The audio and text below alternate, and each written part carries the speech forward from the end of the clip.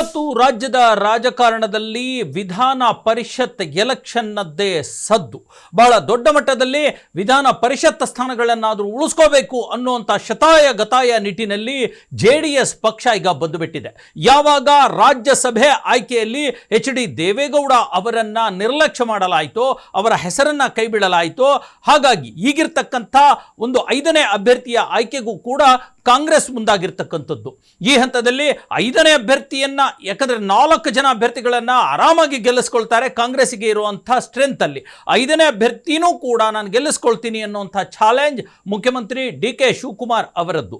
ಅವರಿಗೆ ಪ್ರತಿ ಚಾಲೆಂಜ್ ಹಾಕ್ತಾ ಇರತಕ್ಕಂಥವ್ರು JDSನ ರಾಜ್ಯಾಧ್ಯಕ್ಷರಾಗಿರ್ತಕ್ಕಂಥ HD ಕುಮಾರಸ್ವಾಮಿ. ಯಾವುದೇ ಕಾರಣಕ್ಕೆ JDSನ ಮತಗಳು ಅಥವಾ MLAಗಳು ಮಾರಾಟ ಆಗಬಾರ್ದು, ಅಡ್ಡ ಮತದಾನ ಆಗಬಾರ್ದು ಅನ್ನುವಂಥ ನಿಟ್ಟಿನಲ್ಲಿ ಈಗ ಈ ಹೊತ್ತಿನಲ್ಲಿ ನೀವು ಈ ಸುದ್ದಿಯನ್ನು ನೋಡ್ತಾ ಇರತಕ್ಕಂಥ ಈ ಹೊತ್ತಿನಲ್ಲಿ ತಮ್ಮ ಎಲ್ಲ JDS ಪಕ್ಷದ ಶಾಸಕರನ್ನ ಒಂದು ಒಟ್ಟಿಗೆ ಹಾಕ್ಕೊಂಡು ಕುಮಾರಸ್ವಾಮಿಯವರು ಮೀಟಿಂಗ್ ನಡೆಸ್ತಾ ಇದ್ದಾರೆ. ಅವರಿಗೆಲ್ಲ ಕಟ್ಟಪ್ಪಣೆಯನ್ನು ವಿಧಿಸ್ತಿದ್ದಾರೆ. ಹಾಗಾದ್ರೆ ಏನ್ ಮಾಡ್ತಾ ಇದ್ದಾರೆ ಕುಮಾರಸ್ವಾಮಿಗಳು? ಆ ಮೀಟಿಂಗ್ನಲ್ಲಿ ಯಾವ ವಿಚಾರದ ಕುರಿತು ಯಾವ ರೀತಿಯ ಕಟ್ಟಪ್ಪಣೆಗಳನ್ನು ವಿಧಿಸ್ತಾ ಇದ್ದಾರೆ, ಜೊತೆಗೆ DKಶಿ ಅವರ ಪ್ರತಿತಂತ್ರ ಏನು, ಈ ಎಲ್ಲದರ ಕುರಿತಂತೆ ನಾನು ನಿಮಗೆ ಮಾಹಿತಿಯನ್ನು ಕೊಡ್ತೀನಿ. ನೀವು ನೋಡ್ತಾ ಇದ್ದೀರಾ ನೆಲ ಜಲ ಭಾಷೆಗಾಗಿ ಪ್ರಾಮಾಣಿಕ ಪತ್ರಿಕೋದ್ಯಮ ನಿಮ್ಮ ಫೋಕಸ್ ಟಿವಿ. ಇದು ಎಕ್ಸ್ಪ್ಲೈನರ್. ನಾನು ಹಬೀಬ್ ದಂಡಿ.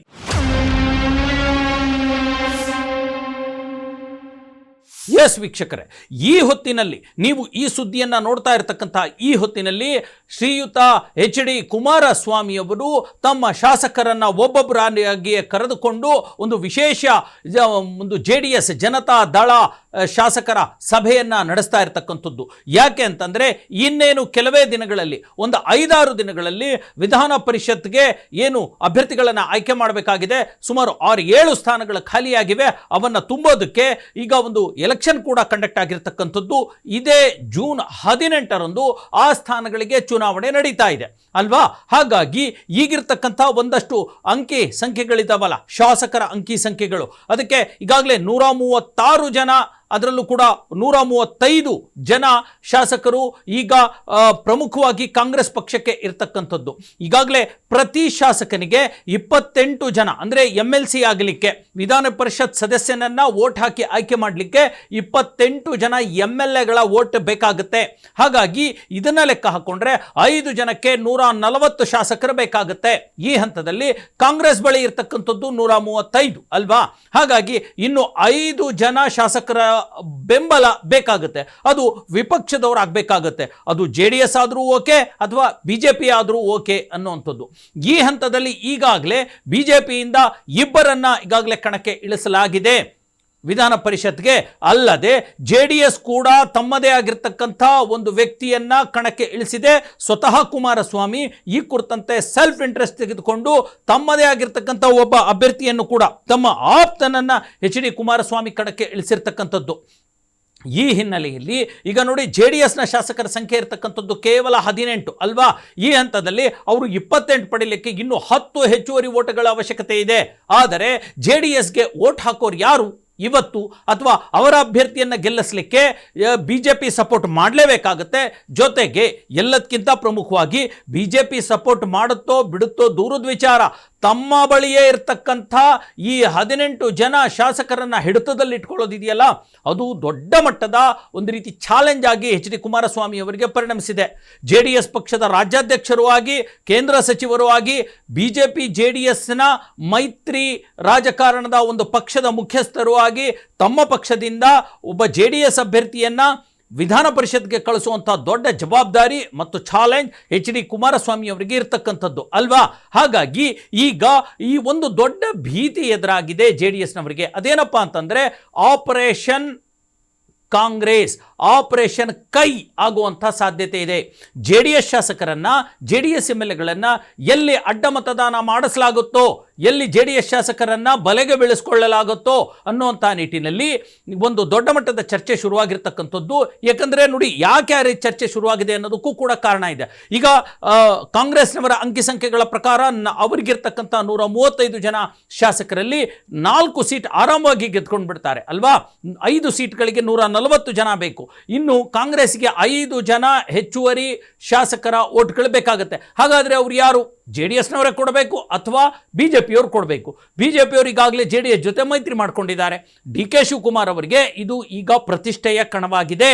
ಜೊತೆಗೆ ಶತಾಯಗತಾಯ ಮೊನ್ನೆಷ್ಟೇ DK ಶಿವಕುಮಾರ್ ಅವರು ಅನೌನ್ಸ್ ಮಾಡಿದ್ರು, ಒಕ್ಕಲಿಗ CM ಆಗಿ ನಾನು ಬಂದಿದ್ದೀನಿ, ನಾನೇ ಮುಂದಿನ 2028ರ ಮುಖ್ಯಮಂತ್ರಿ ಕೂಡ ಅನ್ನುವಂಥದ್ದು. ಅಂದರೆ ಅದರ ಅರ್ಥ ಇಷ್ಟೇ, ಈಗ 2 ವರ್ಷಕ್ಕಷ್ಟೇ ಅಲ್ಲ ನಾನು ಮುಖ್ಯಮಂತ್ರಿ, ಮುಂದಿನ 5 ವರ್ಷಕ್ಕೂ ನಾನೇ ಬರ್ತೀನಿ ಅನ್ನುವಂಥ ಒಂದು ಆತ್ಮವಿಶ್ವಾಸವನ್ನು ತೋರಿಸುವಂಥ ಕಾರ್ಯಕರ್ತರಿಗೆ, ಒಕ್ಕಲಿಗ ಕೋಟೆಯಲ್ಲಿ ಒಕ್ಕಲಿಗ ಮತದಾರರಿಗೆ ತೋರಿಸುವಂಥ ಕೆಲಸವನ್ನು, ಸ್ಟೇಟ್ಮೆಂಟನ್ನು DK ಶಿವಕುಮಾರ್ ಅವರು ಕೊಟ್ಟಿದ್ದಾರೆ.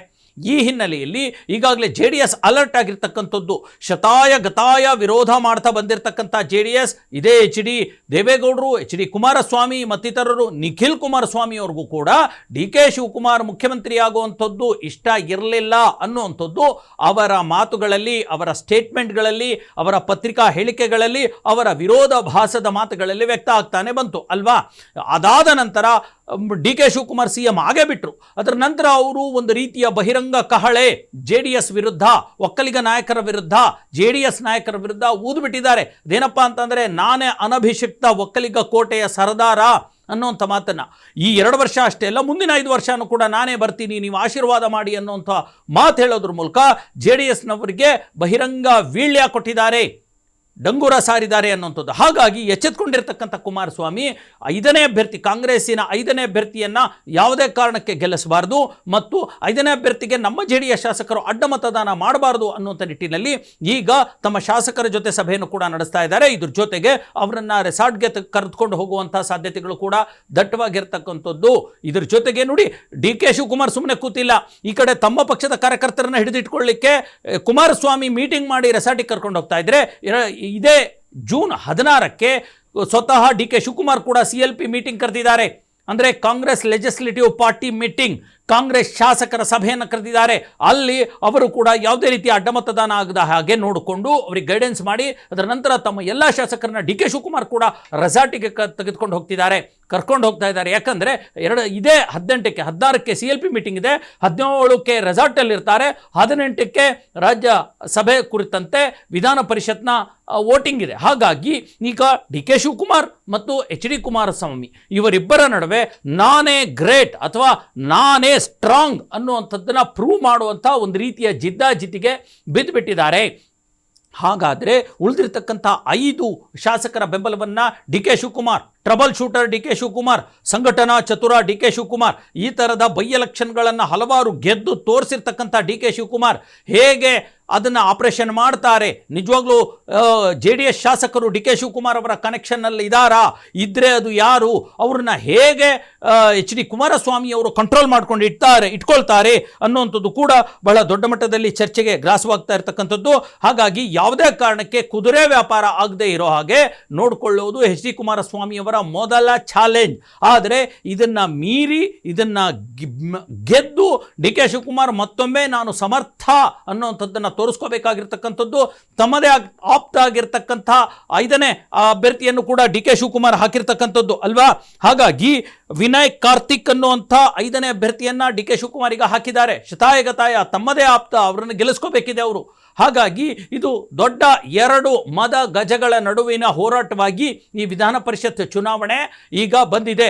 ಈಗಾಗಲೇ JDSಗೆ ಒಂದು ರೀತಿಯ ಅವಮಾನ, ಬೇಸರ, ಒಂದು ರೀತಿ ವರ್ಚಸ್ಸು ಧಕ್ಕೆ ಅನ್ನೋ ಥರದ್ದಾಗಿದೆ. ಎಲ್ಲಿ ಗೊತ್ತಾ, ರಾಜ್ಯಸಭಾ ಚುನಾವಣೆಗೆ ಸ್ವತಃ JDSನ ರಾಷ್ಟ್ರೀಯ ಅಧ್ಯಕ್ಷ ದೇವೇಗೌಡರಿಗೆ BJP ಟಿಕೆಟ್ ಕೊಟ್ಟಿಲ್ಲ ಅಲ್ವಾ. ಪ್ರೊಫೆಸರ್ M ನಾಗರಾಜ್ ಅವರಿಗೆ ಕೊಡೋದ್ರ ಮೂಲಕ ದೇವೇಗೌಡರಿಗೆ ಅವಮಾನ ಮಾಡಲಾಗಿದೆ ಅನ್ನೋಂಥ ಮಾತನ್ನು ರಾಜ್ಯದ ಹಲವಾರು ಪಕ್ಷದ ರಾಜಕೀಯ ಧುರೀಣರು ಈ ಮಾತನ್ನು ಹೇಳ್ತಾ ಇದ್ದಾರೆ. ಅದೊಂದು ರೀತಿಯ ಮುಜುಗರ, ಅವಮಾನ JDSಗಿದೆ. ಇತ್ತ ಕಡೆ ಈಗ BJP JDSಗೆ ಸಪೋರ್ಟ್ ಮಾಡುತ್ತಾ ಮೈತ್ರಿ ಯಾವ ಹಂತದಲ್ಲಿದೆ, ಈಗ ದೇವೇಗೌಡರಿಗೆ ಟಿಕೆಟ್ ಕೊಡದೇ ಇರೋದ್ರಿಂದ ರಾಜ್ಯಸಭೆ ಟಿಕೆಟು JDSನವರು ಪ್ರಮುಖವಾಗಿ ನಿರೀಕ್ಷೆಯಂತೆ BJP ಅವ್ರ ಜೊತೆ ಮುನಿಸ್ಕೊಂಡಿದ್ದಾರೆ. ಒಂದು ರೀತಿ ಮುಖ ಗಂಟಿಕೊಂಡಿರೋ ಪರಿಸ್ಥಿತಿ ನಿರ್ಮಾಣವಾಗಿದೆ. ಹಾಗಾಗಿ ಮೈತ್ರಿಯ ಕಥೆ ಏನು ಅನ್ನುವಂಥದ್ದು ಒಂದು ಕಡೆ ಆದರೆ, BJP ಸಪೋರ್ಟ್ ಮಾಡುತ್ತಾ JDSಗೆ ಅನ್ನುವಂಥದ್ದು ಹೆಚ್ಚುವರಿ ಮತಗಳು ಬೇಕಲ್ಲ, ಅದಕ್ಕೆ ಒಂದು ಕಡೆ ಆದರೆ, ಈ ಕಡೆ DK ಶಿವಕುಮಾರ್ ಕೊಡ್ತಾ ಇರ್ತಕ್ಕಂಥ ಹೊಡ್ತಾ ಇದೆಯಲ್ಲ, ಅದು JDSಗೆ ದೊಡ್ಡ ಮಟ್ಟದ ಚಾಲೆಂಜನ್ನು ಎತ್ತಿ ಹಾಕಿದೆ.